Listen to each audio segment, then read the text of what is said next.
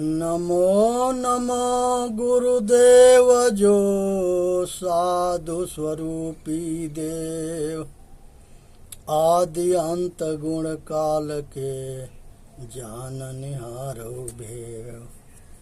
साहेब बंदगी, साहेब बंदगी, साहेब बंदगी।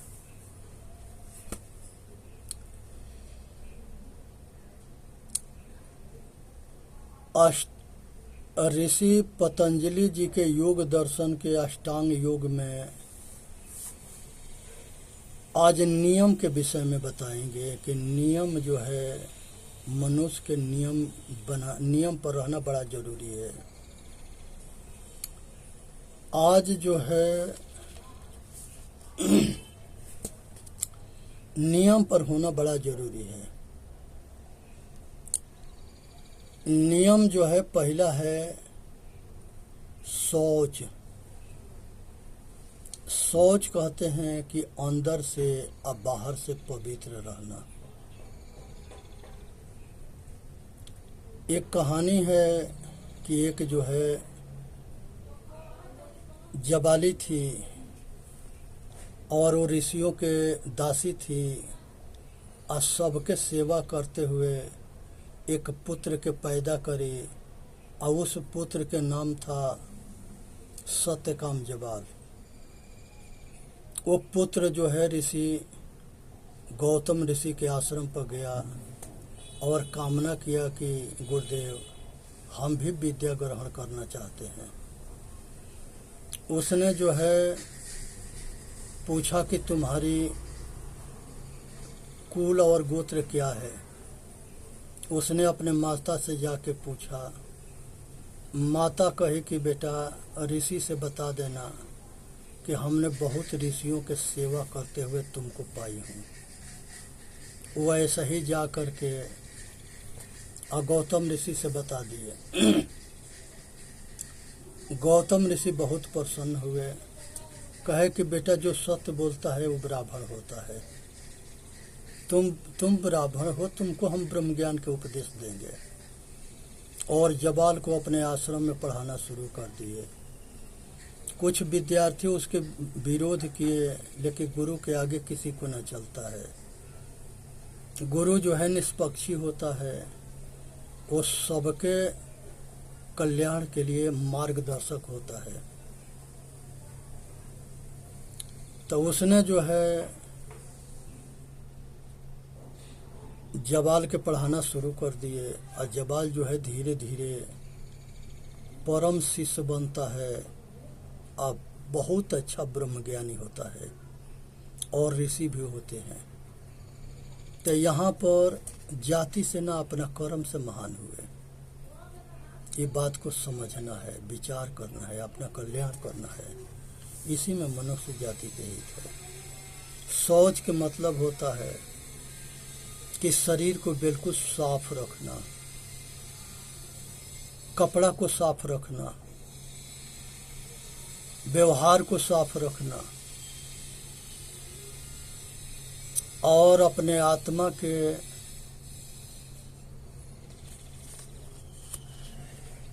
साफ रखना, अंदर से या बाहर से पवित्र होना, ये शौच है।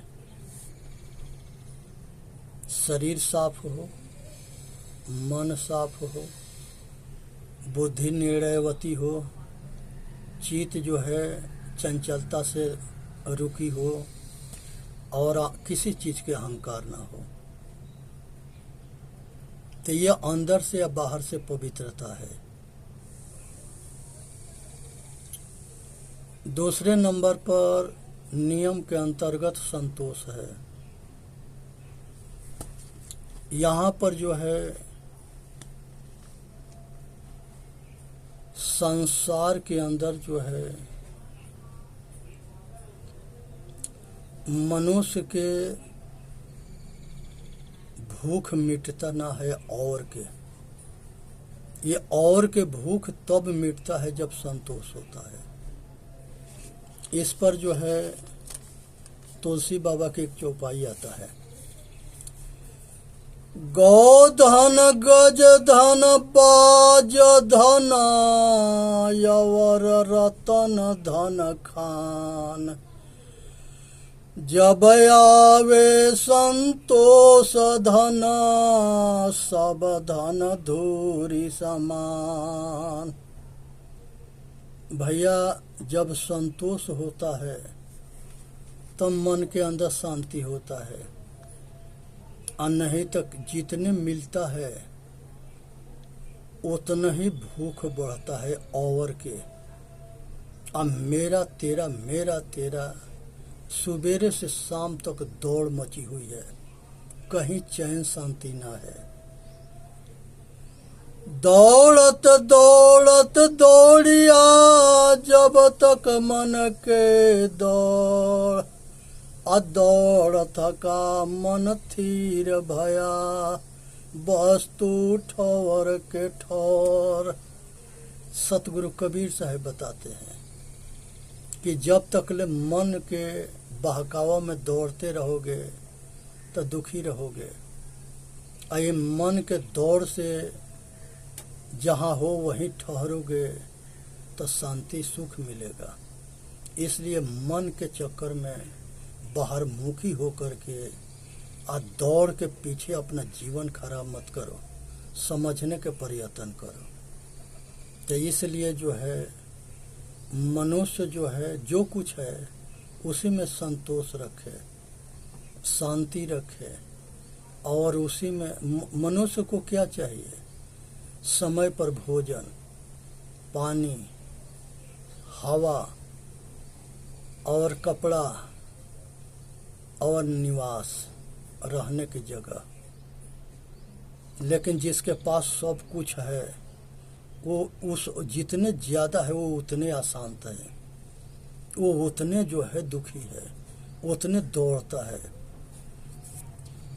इस पर एक कहानी है। एक सेठ जो है उसके घर में आग लग गया। नौकर जाके बताया कि गुरु सेठ जी नई घर में आग लग गया है। सेठ जो है बहुत तगड़ी सिर पर ठोकर मार के रोने लगा कि हम बर्बाद हो गए। चले दूसरा नौकर कह रहा है कि सेठ जी आपके लड़का ये मकान बेच दिया है। तब वही सेठ जो है कहता है कि अच्छा है जलने दो। उसके बाद से जो है उसके लड़का आ जाता है। उसने कहता है कि पिताजी बेचने के लिए गए थे लेकिन बिका नहीं। फिर जो है सिर पर हाथ मार के रोने लगा। ऐसा ही मन के सुख दुख है, मिलता है तो खुशी होता है, आज छूटता है तो सिर पीटता है, रोता है। लेकिन पहले बात समझने के लिए तैयार ना है।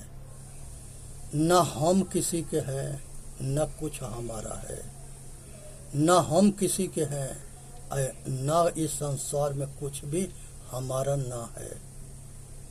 क्योंकि हम खाली हाथे आए थे और खाली हाथे जाएंगे, मुट्ठी बांध के आए थे, हाथ पसार के जाएंगे।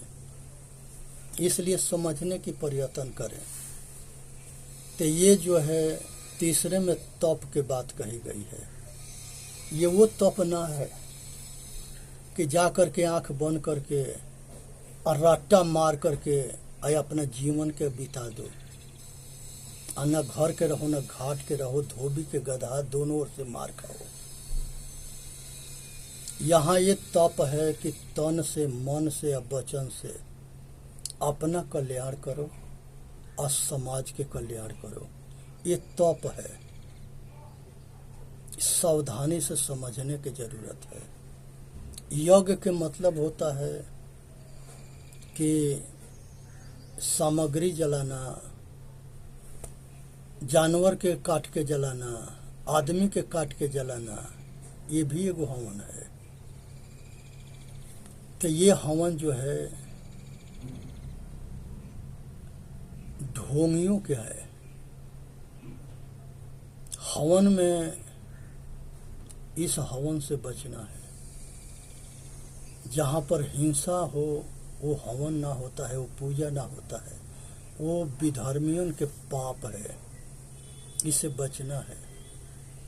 हवन के मतलब होता है कि दुनिया के अंदर जितने विधर्मी और पापी या दुष्ट शैतान कठोर वाणी बोलते हैं उसको सहन कर लेना, ये हवन है। और अपने मार्ग में अटल हो करके आए जन्म मरण के चक्कर से अपने आत्मा को परमात्मा बना लेना। बहुत विघ्न आएगी। भगवान बुद्ध के एगो कहानी है।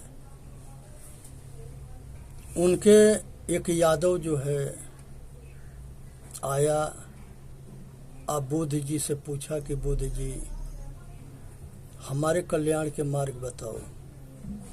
बुद्ध जी कहे कि सब कुछ के समय होता है, सत्संग में आना और सुनना, कल्याण हो जाएंगे। उसने बुद्ध भगवान को जो है बहुत गाली दिया, और बहुत गाली देने के बाद से जब थक गया तो बुद्ध भगवान पूछे कि ठीक हो। कहा कि तुम कैसे आदमी हो कि तुमको हम गाली के जो है छरी लगा दिए और तुम्हारे पर कोई अवसर ना हुआ। कहे कि तुम्हारे गाली हम एक भी ना लिया। कोई आदमी अगर कोई सामान देता है और वो सामान को दूसरा नहीं लेता है तो वो किसके होता है? उसी के होता है। जितने गाली के छल्ली लगाया वो सब तुम्हारे हैं। अब वो होश में आ गया, उनको पैर पकड़ लिया, कहा कि हमसे बहुत बड़ा भूल हो गया, हमके क्षमा कर दो। तो संत ऐसे होते हैं कि ये पापियन के भी कल्याण कर देते हैं। बुद्ध भगवान उसके अपना शिष्य बनाते हैं, आगे चल के वो संत बनता है और अपना भी कल्याण करता है, समाज के कल्याण करता है। डॉक्टर अगर रोगी के रोग देख करके घबरा जाएगा तो वो बीमारी कैसे ठीक करेगा? महात्मा जो है ये विधर्मियों के देख के घबरा जाएगा तो ये विधर्मी के मार्गदर्शन कैसे देगा?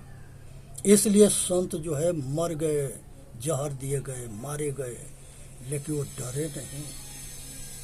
सूली पर टांगे गए, जहर दिए गए, लेकिन वो डरे नहीं। निर्भय पद है। जो आत्मज्ञानी होता है वो निर्भय पद होता है। उस वहाँ वो डर मुक्त होता है, क्योंकि वो आत्मा परमात्मा हो जाता है। और जब परमात्मा हो गया तो संसार की कोई ताकत ना है कि उसके कुछ बिगाड़ ले या दुख दे दे। यही पद है जिसको परमात्मा पद कहते हैं। तो तप और यज्ञ के बाद बात समझ लेने के बाद आत्मज्ञान, सतगुरु और संतों के सत्संग से आत्मज्ञान पा करके रहनी गहनी सहनी में उतारे, आचरणशील बने, स्वाध्याय करे, अपना कल्याण करे।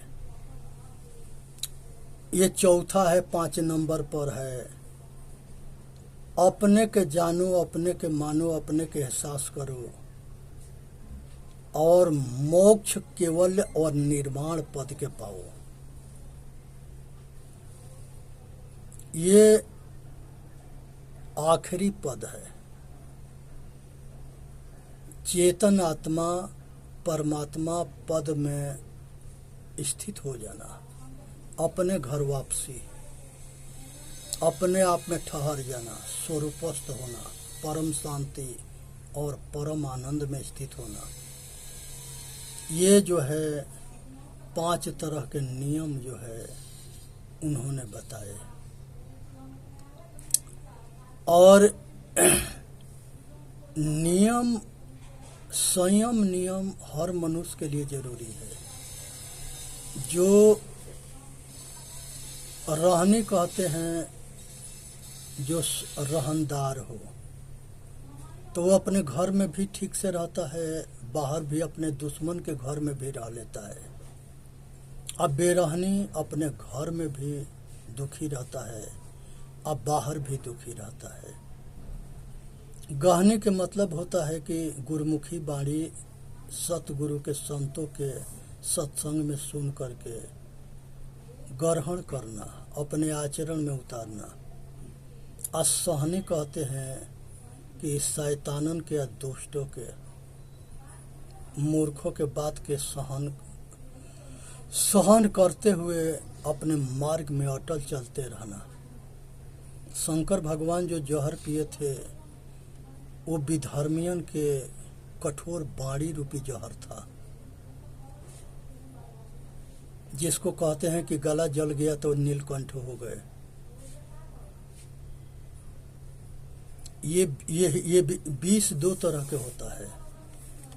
एक विष जो है संसार में रसातल में भोग विलास करना, स्त्री भोग के कामना में अंधा होकर डूब जाना, एक वो भी विषय है, विष है जो उसके बिना त्यागे संत अपना कल्याण नहीं करते। और दूसरा विष है कि कठोर वाणी को सहन कर लेना। तो ये दोनों जो है वाणी के जो सहन करता है वो महावीर होता है। जो अपने मन को हनन कर लेता है वो हनुमान होता है, महावीर होता है। जो अपने इंद्रियों के अपना वश में कर लेता है वो इंद्रजीत होता है, इंद्र होता है। सब इंद्रियों के जीतने वाला राजा जो होता है वो इंद्र होता है। ये मन ही इंद्र होता है जब ये सध जाता है। और जब तक सधा ना रहता है, लंपट रहता है, विषय के रागी रहता है, तब तक ले ये चारों ओर से तिरस्कारित होता है और दुखी रहता है। तो आज जरूरत है कि मनुष्य जो है, आसन कहते हैं आराम से बैठने के, हम कहीं आराम से बैठ करके धारणा ध्यान समाधि के आसन पर अपना साधन कर सके। उसके बाद प्राणायाम कहते हैं कि अपने श्वासा के शुद्धिकरण करना, बाहर छोड़ के रोकना, भीतर खींच के रोकना, और एक नासिका से दूसरी नासिका छोड़ना, दूसरी से लेकर पहली में छोड़ना। ये नाड़ी संशोधन है। इसको जो है प्राणायाम कहते हैं। प्रत्याहार कहते हैं कि इंद्रियों के शब्द स्पर्श रूप रस गंध ये पांचों विषय के विषय आसक्ति से अपने आप के अलग कर लेना। ये प्रत्याहार है। इंद्रियों से विषय वासना से अपने आप के अलग कर लेना, आसक्ति से मुक्त होना। पंच विषय के आसक्ति जन्म मरण के मूल कारण है। अब पंच विषय के आसक्ति के त्याग करना ये कल्याण के मार्ग है। तो यहाँ पर जो है प्रत्याहार जो पतंजलि जी महाराज बताते हैं, तो ये अपने इंद्रियों के दमन करना है, मन के समन करना है,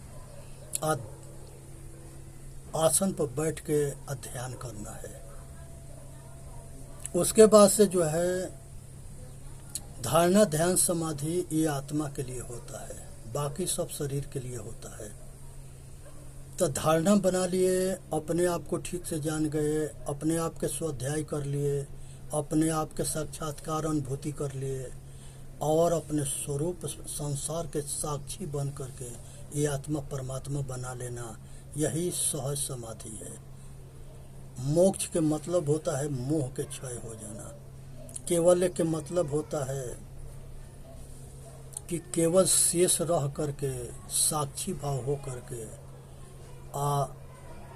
सब कुछ मोक्ष दशा में जीते जी जियत ना तरहु तो मुँह कातरी हो, जो जियत ना ही तरे, जीते जी मोक्ष होके अनुभूति करना, ये सहज समाधि है।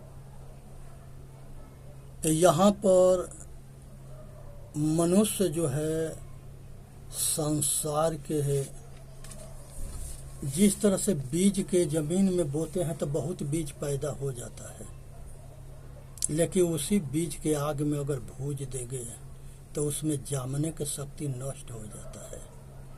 तो यहाँ पर जो है महाराज पतंजलि जी जो उपदेश दे रहे हैं, यहाँ जो है अपने कर्म संस्कार के वासना के विवेक और वैराग्य के आग में जला देने को कहते हैं। उसके बाद आगे कहते हैं कि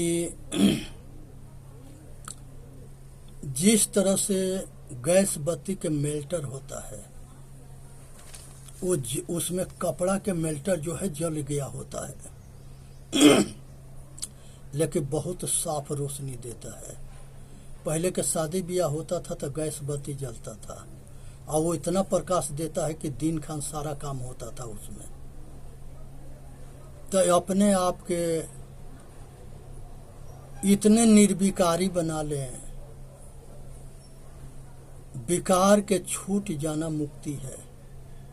अब विकारी हो जाना ये बंधन है, विकारी होना बंधन है, विकार से छूटना मुक्ति है।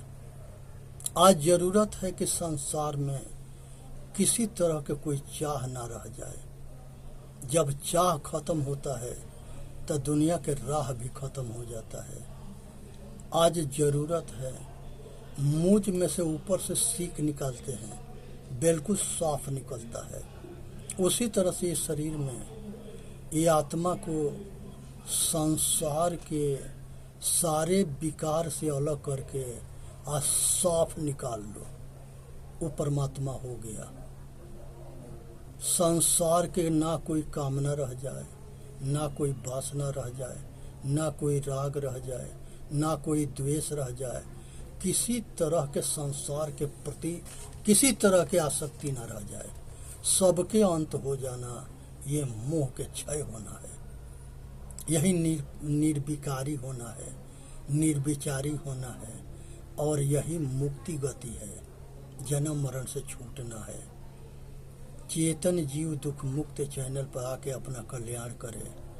बोलिए सतगुरुदेव की जय। साहेब बंदगी, साहेब बंदगी, साहेब बंदगी। यहाँ सुनना है, समझना है, विचार करना है, अपना कल्याण करना है।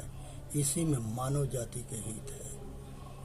आज फैशन हो गया है, किसी से कुछ भी कहें, वो कहता कि हम सब कुछ जानते हैं, और जानता है या मरता भी है। ये वो ना बोलता है, अहंकार बोलता है। जो जानता होगा वो दुख से मुक्त हो रहेगा, और जो नहीं जानेगा वो खाली बनावटी या दिखावटी में करता रहेगा और दुखी रहेगा। एक अस्पताल में चेला चला गया, गुरुजी मिलने गए, कहता है कि गुरुजी हम सब कुछ जानते हैं। कहा कि तबे तो यहाँ अस्पताल में सड़ रहे हो, गध है, कब मानेगा, कब समझेगा? तेरा अहंकार है कि तुमको अस्पताल में सड़